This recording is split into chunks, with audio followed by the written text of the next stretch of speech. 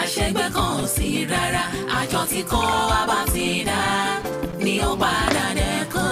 ẹ jẹ́ kí n sáré bá yín gẹ̀ẹ́sì kan tẹ́ máa jẹ. èkejì ẹ wá ń kọ́ gbà ló fẹ́ wọlé dé. kò tí ì pẹ́ tóun àtọkọ ẹ̀ ṣeré jáde ń sìn. ẹ ti lọ́kọ ẹ̀rẹ̀ jẹ́ àmọ́. mọ́mì kì í wá ṣọkọ báyẹn náà wọ́n ṣe bẹ̀rẹ̀ náà ni ó dẹ̀ lóun fẹ́ mu wá sí Ìbàdàn gan kó wá mọ̀ yín. wọn yìí mú wá ó dáhùn adẹ̀ ti dé báyìí ká mọ̀ wọn ló kú o. ẹ jẹ́ kí n wọ kitchen kí n lọ bá yín prepare nǹkan tẹ́ máa jẹ ṣámàlà lẹ fẹ́ ni àbí rice. má tún pàdé yín mo ti fẹ́ àmàlà nẹ. màámi.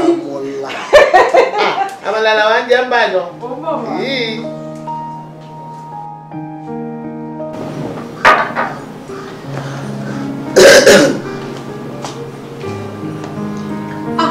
Mọ́mí! Ọkọ̀ olówó rí ṣe dáadáa ni. Báwo ni? Ara ó jà. Mọ́mí. Fúnṣọ́. Adélé. Èmi náà ni mà. Fúnṣọ́. Fúnṣọ́.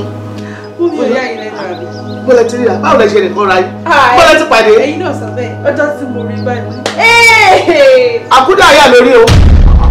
Mo ń ṣàkúdàáyà ẹ. Àkúdàáyà ni ẹ o. Mo ní àkúdàáyà ni ẹ. Mọ́mí mo ń ṣàkúdàáyà. Àkúdàáyà ni ẹ. Mọ́mí mo. Àkúdàáyà. Àkúdàáyà. Ẹ tó ti kú tó tún wá dà wá ó dà wá sọ́dọ̀ ẹ̀. Èmi ò ṣàkúdàáyà. Èmi mo mọ tí mo sọ àkúdàáyà ni bọ́tà nílẹ̀ bọ́tà tó o bá bọ́tà nísìn máa sẹ́ni máa láyà. Ìta ìfọ̀gbọ́n lọ gbàgbọ́ ìta ìta ìfọ̀gbọ́n lọ gbàgbọ́ ìta. Àkúdàáyà àkúdàáyà àkúdàáyà.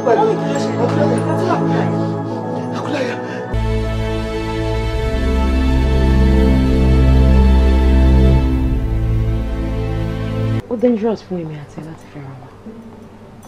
Lóòótọ́ ìfẹ́ tó dájú wà láàrin èmi àti ẹ. Àwọn ewu tó wà ń bẹ pọ̀ ju adùn bẹ̀ lọ. But we should think about our future too. Yes, yes.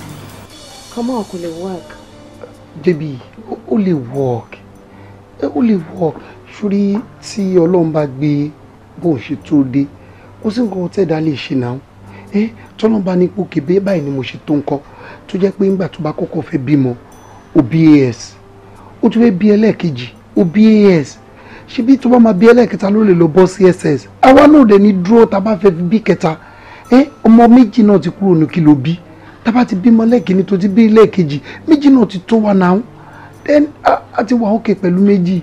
Baby, sórí tí o bá love mi gangan bó ṣe máa ń fẹnu sọ. Wọ́n náà jẹ́ ká work out ni, please.